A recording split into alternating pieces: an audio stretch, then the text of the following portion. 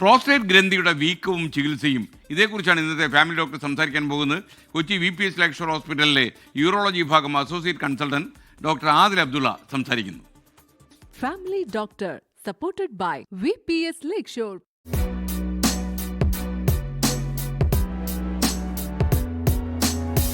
പലപ്പോഴും പേഷ്യൻസ് എൻ്റെ OPയിൽ വരാറുണ്ട്. അതായത് അൾട്രാസൗണ്ട് റിപ്പോർട്ടുമായിട്ട്, ഡോക്ടറെ ഞാനിപ്പോൾ അടുത്തൊരു അൾട്രാസൗണ്ട് ചെയ്തു, അതിൽ പ്രോസ്റ്റേറ്റ് ഗ്രന്ഥിക്ക് വീക്കമുണ്ടെന്ന് പറയുന്നു, ഇതിനെന്തെങ്കിലും ഒരു ചികിത്സ ആവശ്യമുണ്ടോ, ഇതിനെന്താ പ്രതിവിധി എന്നിങ്ങനെ വളരെയധികം സംശയങ്ങളായിട്ട് രോഗികൾ വരാറുണ്ട്.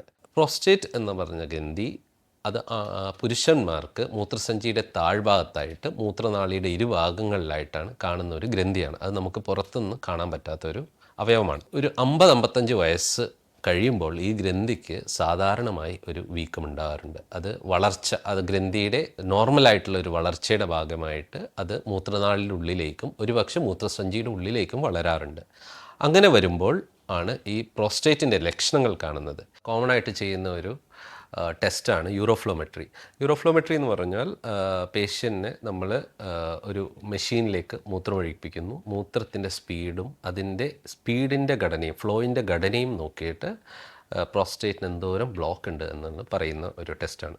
ഒരു 80-90% നമ്മുടെ അടുത്ത് വരുന്ന പ്രോസ്റ്റേറ്റ് ഗ്രന്ഥി വീക്കവും വരുന്ന പേഷ്യൻസിന് നമുക്ക് മരുന്ന് കൊണ്ട് ചികിത്സിക്കാൻ പറ്റും. പ്രോസ്റ്റേറ്റിന് മരുന്ന് കഴിച്ചിട്ടും ഫലപ്രദമല്ലാതെ സ്പീഡ് കുറയുന്ന അവസ്ഥ, അടിക്കടി മൂത്രത്തിൽ പഴുപ്പുണ്ടാകുന്ന അവസ്ഥ, മൂത്രസഞ്ചിയിൽ കല്ലുകൾ, പ്രോസ്റ്റേറ്റിൻ്റെ വീക്കം കാരണം മൂത്രം പോകാതെ മൂത്രസഞ്ചിയിൽ കല്ലുണ്ടാകുന്ന അവസ്ഥ, മൂത്രത്തിൽ അമിതമായ രക്തസ്രാവം ഉണ്ടാകുന്ന അവസ്ഥ, അതല്ല പ്രോസ്റ്റേറ്റിൻ്റെ വീക്കം കാരണം കിഡ്നിയുടെ ഫംഗ്ഷനെ ബാധിച്ച് ക്രിയാറ്റിനിൻ കൂടുന്ന അവസ്ഥ.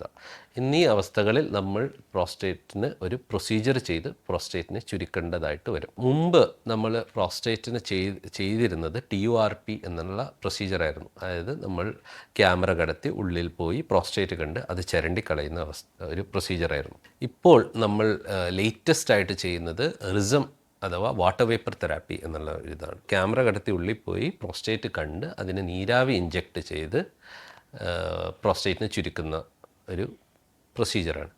വളരെയധികം ഫലപ്രദമായ പ്രൊസീജിയറാണ്. കാരണം എന്നാൽ ബ്ലീഡിങ് റിസ്ക് ഇതിൽ വളരെ കുറവാണ്. ഹാർട്ട് പേഷ്യൻസ്, രക്തമലിയിക്കുന്ന മരുന്നുകൾ കഴിക്കുന്ന അവസ്ഥയുള്ള പേഷ്യൻസ്, അതായത് ഹാർട്ട് കാർഡിയാക് ഇഷ്യൂസ് ഉള്ള പേഷ്യൻസ്, സ്ട്രോക്ക് വന്ന പേഷ്യൻസ് എന്നിവർക്കൊക്കെ നമുക്ക് സുഖമായിട്ട് ചെയ്യാവുന്ന ഒരു പ്രൊസീജിയറാണ്.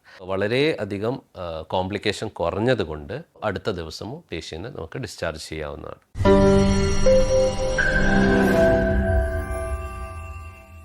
ലോകത്തെവിടെയായാലും ഏത് സമയത്തും 24 വാർത്തകളും ഓഗ്മെന്റഡ് റിയാലിറ്റി പാക്കേജുകളും എക്സ്പ്ലെയിനറുകളും വിശദമായി കാണാൻ ഞങ്ങളുടെ YouTube ചാനൽ നിങ്ങൾക്ക് സബ്സ്ക്രൈബ് ചെയ്യാം.